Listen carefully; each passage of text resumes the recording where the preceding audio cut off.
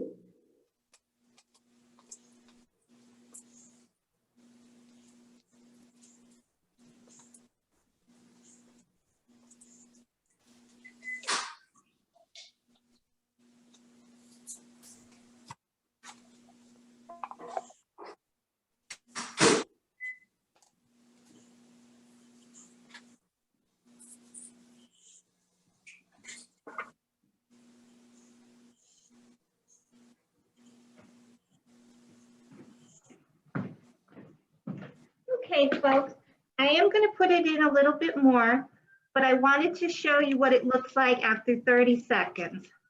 So see, it's a bit easier to move around. But we need it a little bit more so we don't have to struggle with it.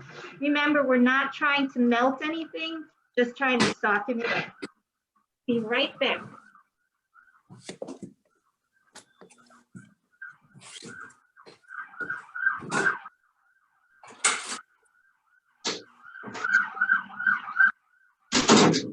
Who knew that going non-plastic was going to be so much hard work?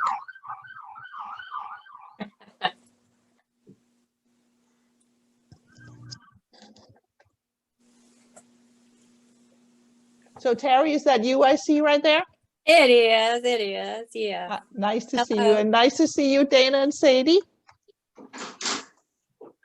And who else is there? It's Victoria and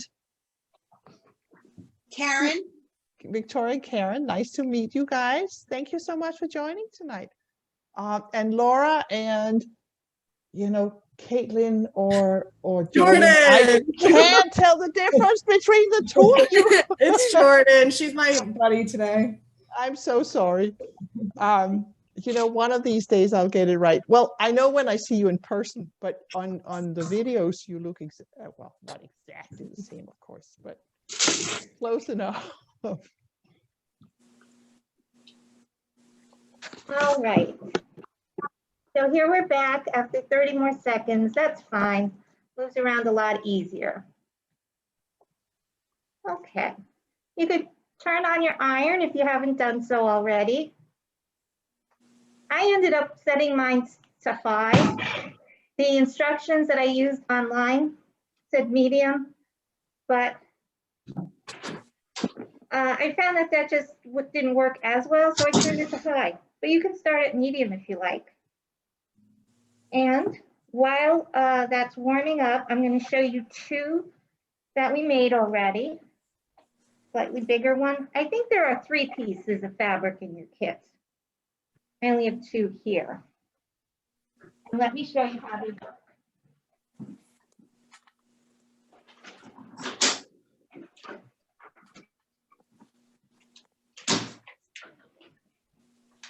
I'm sure some of you have some of these already that maybe you bought somewhere, or maybe you made them.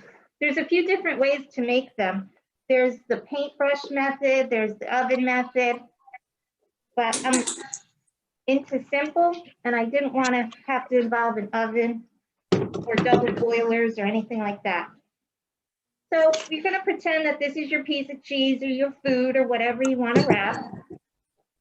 Put your beeswax wrap on it. And the warmth from your hands is what helps the wrap form to the object you're wrapping. So there you go. You can hold it a little longer if you like. Now it goes without saying these things are not watertight. But you could wrap your cheese, your sandwich, your snacks, lots of things with that. So Annie, question for you. Sure. It's my experience that these cloths get kind of crinkly after a while. Yes. And so can you just re-iron them and they will be sort of back to normal? Yes. You do wash them and hand wash them. Sure. Under warm water, a little bit of soap.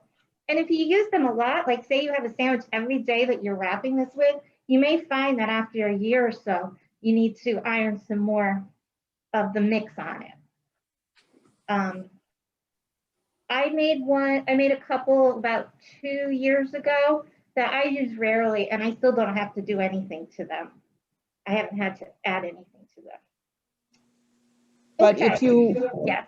It's I've experienced it with when I've used them that that they just sort of get very crinkly and you think, okay, there's all kinds of bacteria that could hide in the middle. Yeah. And you could just re-iron them until the fabric sort of gets a little worn and looking.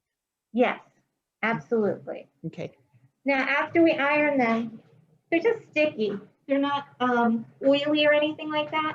So you do want to lay them on something This chair here is just a wooden chair. I wouldn't lay them across anything upholstered, even though they're not dripping with the beeswax or the oil that's in the mix. But something like that for mica, plastic chair, whatever, that's fine. Now, do y'all have some sort of like towel or something like that on your surface? Okay. Because there is oil in the mix, and I wouldn't want it to ruin your ironing board. So you should each have, is everybody ready to go? Is anybody still softening up their mix? Feel free to raise your hand or unmute yourself and give a holler if you have questions or need us to slow up. Justine, is that a thumbs up? Or I think that's a thumbs up, not a question, right? All right. Like I said, I'm usually on the other side of the camera. So I'm figuring this part out. So you should have 2 pieces of parchment paper.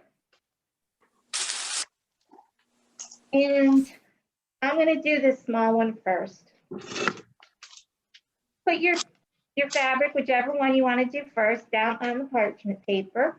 Doesn't matter which side. Now this has a light background if you got this one. And you may notice that the finished one has a bit of a, I don't know if you could tell in the camera, has a bit of a yellow tint to it. Even though we purchased the white beeswax pellets, it will still tint the material a little yellow, just less yellow than if you got the yellow beeswax.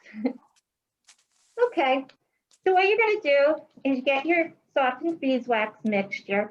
There's beeswax pellets, food grade resin powder, and jojoba oil mixed in there. And I should have brought the ratios, but I'll have to send them again afterwards. And by the way, we are recording this. So if you're not doing it now, you want to do it later, you want to do a batch again sometime, it'll be up on YouTube in a little bit.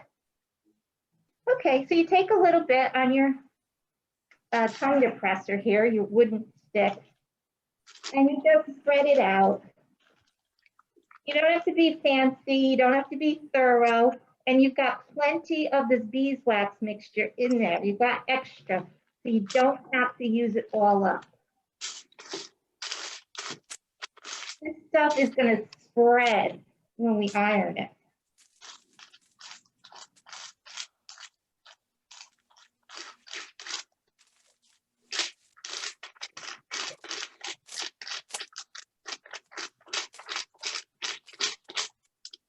Now, usually when we do these programs, I've gone ahead and found some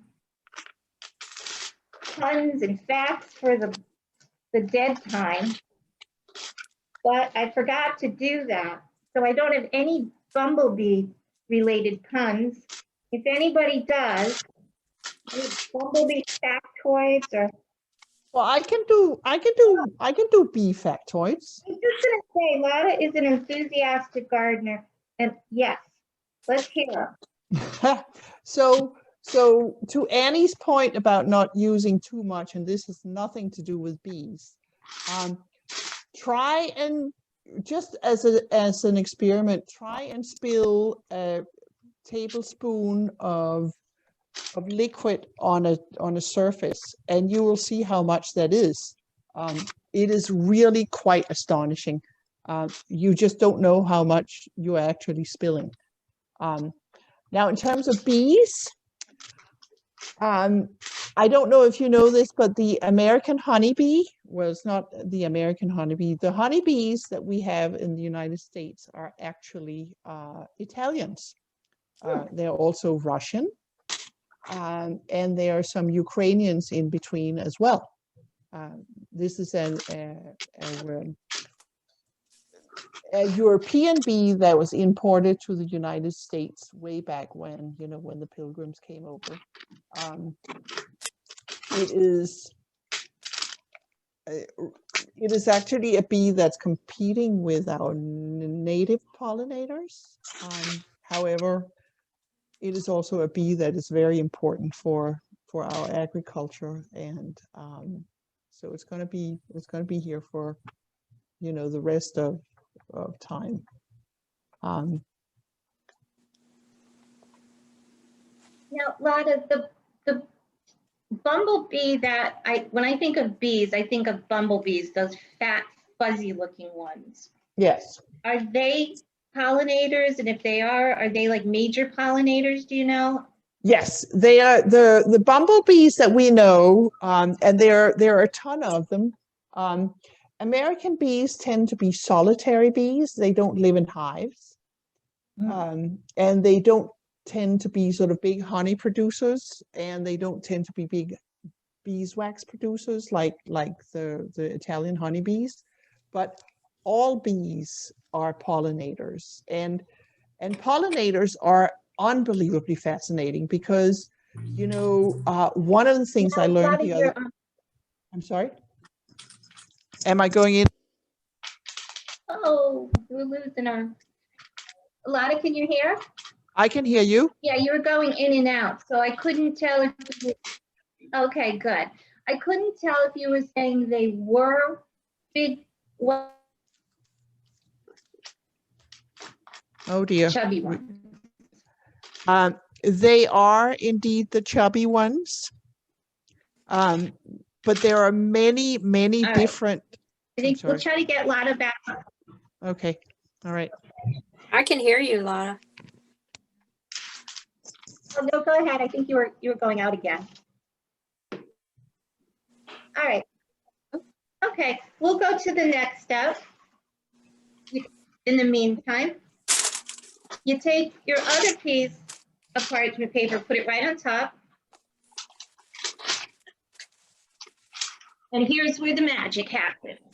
You get your iron, and you just iron it. You might need to hold it in for a few, and you